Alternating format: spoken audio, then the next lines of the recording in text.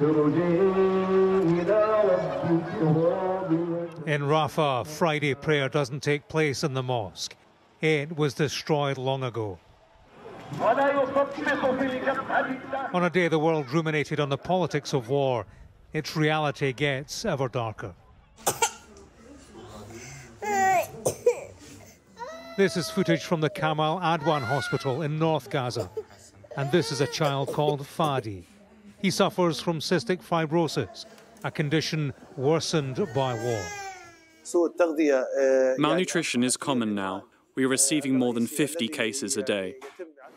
US Secretary of State Antony Blinken was in Israel on his latest round of shuttle diplomacy. This was an audience impromptu with relatives of hostages. Thank you, Blinken. Thank you. Working to bring them home. Private, pointed discussions came with Israel's Prime Minister. Planned military action in Rafah was high on the agenda and amongst US concerns. We share the goal of ensuring Israel's long-term security. As we've said, though, a major military ground operation in Rafah is not the way to do it. Strains on a relationship sounded too in the thoughts of the Israeli Prime Minister. We have no way to defeat Hamas without going into Rafah and eliminating the rest of the battalions there. And I told Blinken that I hope we will do it with the support of the US.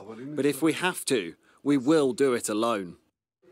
At the United Nations, in a place where the world speaks its mind, America talked immediate ceasefire at the Security Council. We want to see an immediate and sustained ceasefire. Of course, we can't just want that to happen. We have to make that happen. The American shift had the support of the UK and 10 other countries, but the draft resolution was blown away by a Russian and Chinese veto. Ladies and gentlemen, if you do this, you will cover yourselves in disgrace. Consider once again how you will look before the populations of the Middle East and in front of your own populations. Had this draft resolution passed, it would have been significant, a collective call for a cessation in hostilities. But whilst it didn't progress, it does reflect the shift in America's position, closer to a ceasefire and to the humanitarian cause, but further from Israel. It compounds growing fracture lines between the allies and reshapes the framework for current talks in Qatar on an actual ceasefire and actual release of hostages.